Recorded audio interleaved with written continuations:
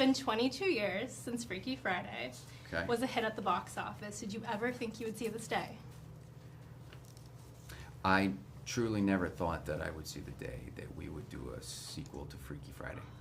I never believed in my heart of hearts, not because the movie wasn't good. The movie was great, but I just felt like we had tied it up in a nice, tight little bow, and I didn't see the possibility of them making the same mistake twice.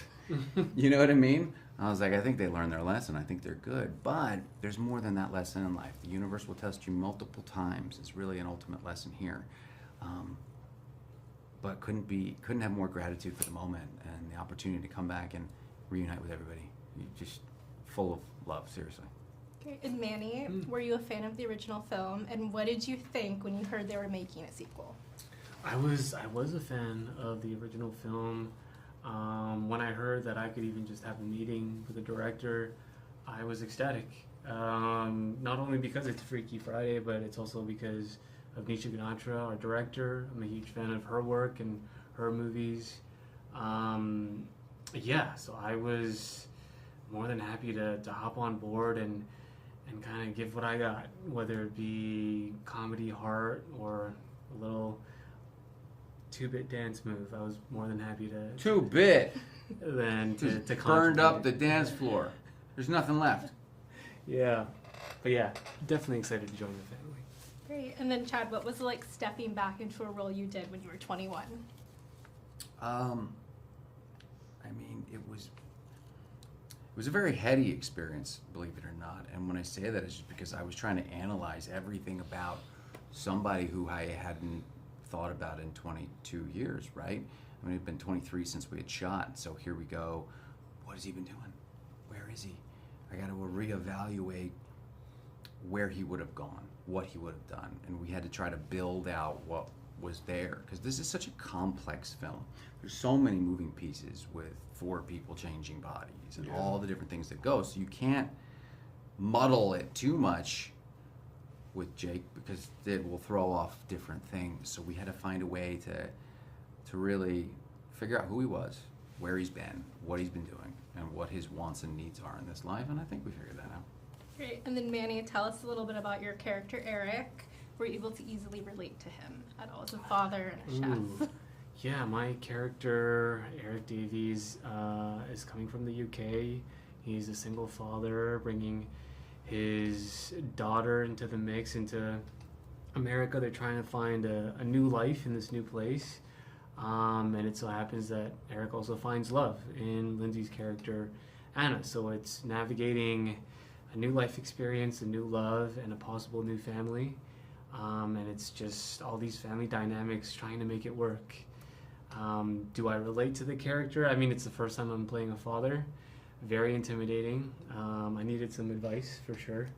But it definitely gave me a glimpse as to what that could feel like, and I'd say I'm looking forward to it. Yeah, if that ever comes along. Yeah. Okay, this is for both of you to answer. So what is it about the story that still resonates with audiences? I think the thing about Freaky Friday that resonates most with audiences is that it's really grounded. Yeah, okay, it's a body swap movie. We get that, okay? But outside of that, it's a grounded story about family. And whether dysfunctional or not, we all come from one, period. Okay? And so you grow up and you experience good, bad, or mundane, whatever that may be. And there's a character in this movie for everyone. You can identify with a situation, scenario, or an individual in the movie and say, oh, that feels like me. And if you're not on any of those fronts feeling like there's a piece of you, then you're still laughing your butt off at the insanity and the hilarity that's ensuing. So it's just, it feels good. And you can have it on the background, you can have it in the house, filling your house with joy.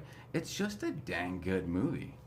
Yeah, it kind of stands up for itself, regardless of whether or not it was a sequel. It's just a good, solid story. Okay, great. Last question is, both films are shot in Los Angeles. Why is that so important to the story?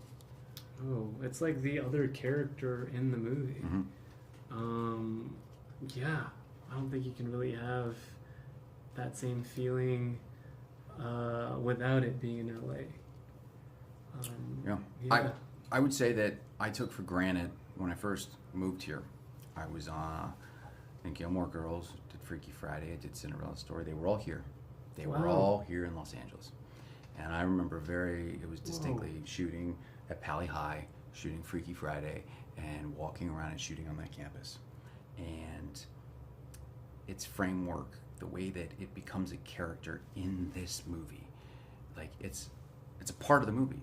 Environmentally, like everything about it, it brings energy, the light, the sun is different here than it is anywhere else. Yeah. It's, you know what I mean? And it's a character in this movie. So it couldn't have been done anywhere else and been the same film.